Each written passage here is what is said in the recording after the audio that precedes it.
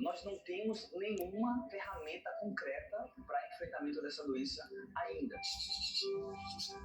Perder a roça é perder uma vida, é algo muito triste, sabe? Vassoura de bruxa da mandioca. Esse é o nome da doença que vem devastando lavouras inteiras no Amapá. O fungo que provoca tudo isso fez um longo caminho até chegar no Brasil. E agora nós vamos te contar essa história do começo. Estamos no município de Oiapoque, norte do estado. Um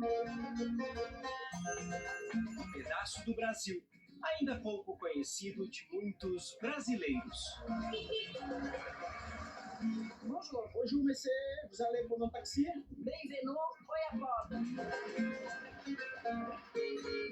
Um lugar onde o português se mistura ao francês devido à influência da Guiana Francesa, que fica logo ali, do outro lado do rio. A comprovação da vassoura de bruxa da mandioca no Brasil ocorreu no ano de 2024, mas há relatos de que ela já estava no nosso país 3, 4 anos antes. A porta de entrada foi aqui no Oiapoque. A suspeita é de que toda essa situação tenha sido gerada por conta dessa extensa área de fronteira. São 350 quilômetros de extensão de rio. E de um lado e outro, diversas comunidades ribeirinhas, comunidades indígenas, que se comunicam diariamente. E aí a troca também de materiais. De materiais, sementes e, no caso da mandiocultura, a troca de manivas. Qual foi o caminho que a vassoura de bruxa da mandioca fez até chegar por aqui? As pesquisas identificaram os Ceractobacillus como um agente causador dessa doença na Ásia. Por isso a suspeita do caminho que elas vieram da Ásia até as Guianas. E aí, de lá para cá, foi fácil chegar? De lá para cá foi fácil chegar. Mas o governo de lá, da Guiana Francesa, ou a própria França, não fez nenhum comunicado oficial dessa doença para o Brasil? Foi exatamente o contrário. Nós que informamos oficialmente o governo francês da existência da doença, né, e das suspeitas no caminho que ela fez das Guianas até o nosso país.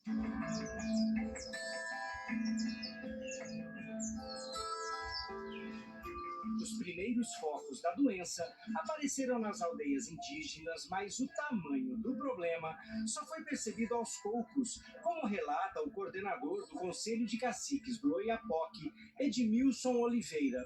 A partir de 2020 para 2021, as famílias começaram a ver que algo diferente estava acontecendo nas roças, né? Então muitos procuraram, os caciques, está acontecendo algo sério.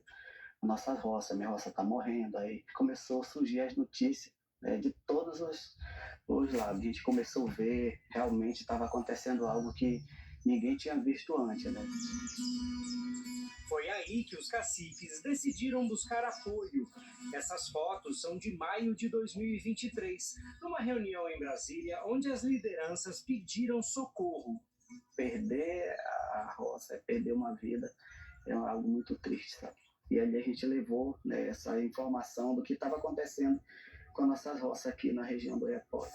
A partir daí, a situação só piorou. Desde que a vassoura de bruxa chegou por aqui, houve uma mudança significativa na vida das pessoas. Quem vem de fora tem agora que usar esse tipo de roupa para poder entrar nas áreas afetadas. É um macacão plastificado que, junto com a bota de borracha, compõe o equipamento de proteção individual. E além de tudo isso aqui, ainda preciso usar luva cirúrgica e colocar essa touca. Por que é preciso de tudo isso, Álvaro? É necessário toda essa vestimenta para evitar a gente trazer esse fungo para fora da roça que está contaminada. Agora, essa é uma doença que também não se espalha pelo vento. Isso aqui adianta? Sim, você sabe que assim, a gente vai estar diminuindo, amenizando só, mas que tem outros riscos, como animais silvestres também que entra dentro da roça, pode passar de uma roça para outra e levar no pelo, porque é um fungo. O fungo ele se dispersa no ar. A exigência do EPI faz parte de uma série de protocolos que foram criados para tentar conter o avanço da doença. Não resolve, mas ajuda. é uma nova realidade para vocês. Infelizmente, virou nosso dia a dia de toda a mapaense, da população indígena, dos agricultores que trabalham com a roça, né? Então, isso aí mudou totalmente a vida deles todos, e principalmente a nossa de técnico, que a gente estava numa comodidade de só fazer preventivo. Agora nós vamos fazer a parte de combate, de ataque. A vassoura de bruxa da mandioca virou uma preocupação para os governos municipais, estadual e federal. Até então, esse fungo ainda é bem desconhecido, até pelos pesquisadores. Na trilha que nos leva até a lavoura da aldeia Cuarri, nós vamos na companhia do cacique Gilberto. Para ele e para qualquer agricultor local, o EPI não é obrigatório. Floresta amazônica, minha gente, é assim. A plantação fica numa clareira, dentro da mata fechada. Depois de cerca de meia hora de caminhada, chegamos na roça. Eis a roça de mandioca atacada pela vassoura de bruxa, né? Não bate comendo, não bate tijolo. De lá de raivinho, todo morria de lá que mancava ele. Dona Cristina Iaparrá é a dona desse plantio.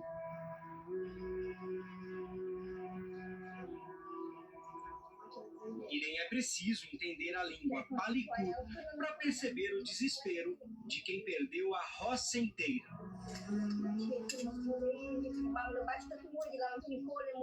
Eu falo assim que estava muito bonitão, ficou até aborrecido, né, porque perderam tudo que foi plantado.